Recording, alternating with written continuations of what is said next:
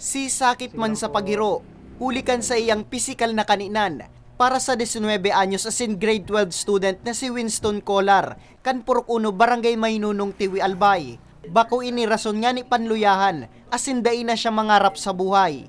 Sa ibong kayakan sa iyang kamugtakan, pursigido siyang makapagtapos ng pag-aadal. Saro kaya sa mga pangiturogan ni Winston, iyo ang maging IT. Sana po sir, sa computer po. Ipadagos ko po sa igtasin ko niya na sa ICT po. Importante po sir, para sa akin nabukasan ko po sir. Tapos para sa maging maray na buhay ko sa future ko. Tapos sa pamilya ko man po. Magin an magibon sarong, kayang-kaya man ni Winston, sisay man an mahuna, na minsan na siyang naging pambatukan sa indang banwaan, sa palarong pandalawigan kan siya nasa elementarya. Manghugas argay ka, analis sir, alos gawis ko mapo kaya. Minsan po kaya garon na division naman po ako magparasa sa family ko argan. Yun naglasarap pa naglalog sa ko sa isip ko.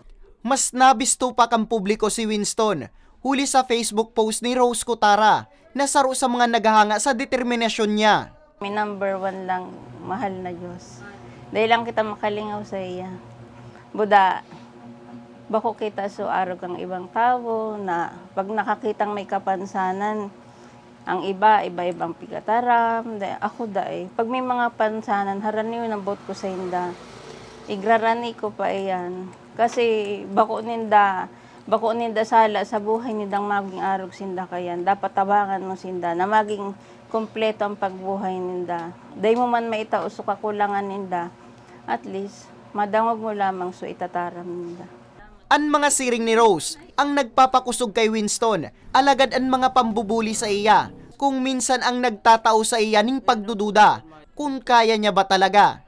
Nadipisilan po ako araw po kan sitwasyon ko. Napaisip po ako na minsan garo bako patas winaling akong ibang mga kompleto arga ayan. Tas nasupog pa lugod ako arga. May iba-iba man na daw pero pabayaan ko na lang po madadaw ko man lang po, tas wala man sa inda sa ko.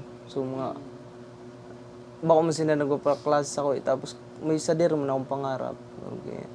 Kaya kung igwada siyang iba pang pangiturogan, iyo ang magkaigwa ning artipisyal na bitis, na syertong madugang da sa yaning bilib sa sadire. Padagos lang po sa buhay daw kadipisilan, maski nadadang sa mga ibang tao na maraot. Padagos lang po. Sa mga may mauyong buot na maut magtabang kay Winston, pwede sir siyang makontak sa 0918-8787-6987. Para sa mga baretang tatak Bicol, Nomer Corporal.